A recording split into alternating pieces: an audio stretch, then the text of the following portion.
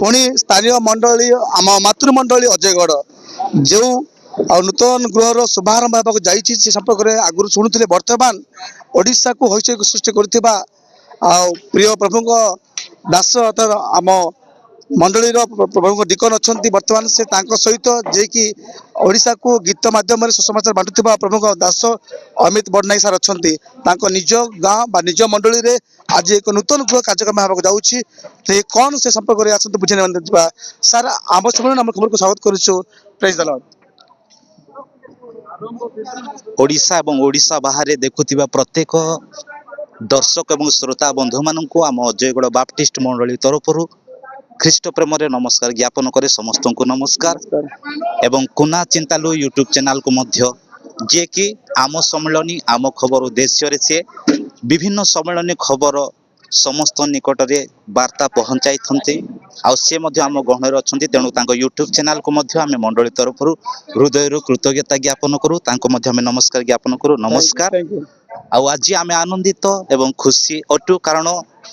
ए 2025 साल जानुरी 17 तारीख आम एक ऐतिहासिक दिन अटे कारण अनेक चिंता आशा भावना थिला जहाँकि नूतन चर्च गृह निर्माण उद्देश्य आज तार प्रथम प्रक्रिया आम आरंभ करने जाऊँ कारण आज आमर गेस्ट हाउस बा अतिथि गृह को जो अतिथि गृह भाव आम कार्य करूँ से गृह को अस्थायी भाव में किछि दिन किछि मास किछि वर्ष उपासना करने उद्देश्य सजाड़ापी जाऊँ आउ किछि मास से आम उपासना करूँ कारण नूतन चर्च गृह निर्माण हेबा पर्यंत से आमर उपासना हम तेणु से अस्थायी गृह को बर्तमान आज आम आरंभ करने जाऊँ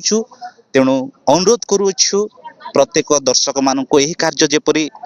त्वरान्वित हम शीघ्र तार समाप्ति हेब सुरुखुर भाव समस्त कार्य साधन हम प्रभु गोटे नूतन चर्च गृह निर्माण देवे आउ एथि निमंते आम जेपरी परस्पर मिलमिशि एकमना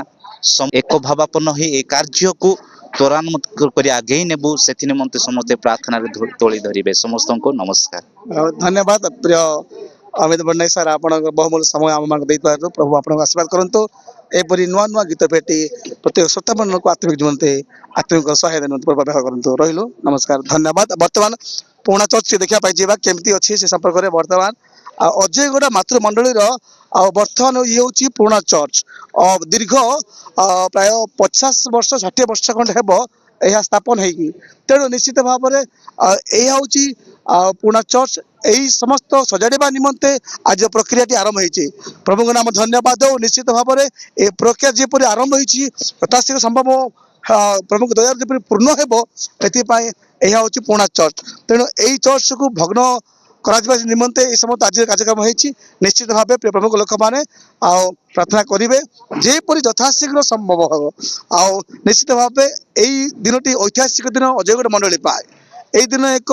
आनंदर दिन अटे बोली मनोभाव कर कारण अनेक दिन आशा आकांक्षा चिंता भावना को पूर्ण होगा जाऊँगी तेणु निश्चित भाव में यही शुभारंभ अनेक आशीर्वाद कारण हो जेपरी शांतिर सहित परस्पर एक भावपूर्ण हो कार्य करेंगे मिलमिशि एकतार सहित काम करेंगे कारण गोटे घर निर्माण करवाटा साधारण विषय नुहे बहुत बहुत अर्थर आवश्यक रही तेणु निश्चित भाव मु भी प्रमुख दास हिसाब से अनुरोध करे यथाशीघ्र जेपरी ये काम आरंभ होती पुणी समाप्त होगा निमंते प्रत्येक अपना व्यक्तिगत जीवन में प्रार्थना करेंगे रही निमंते।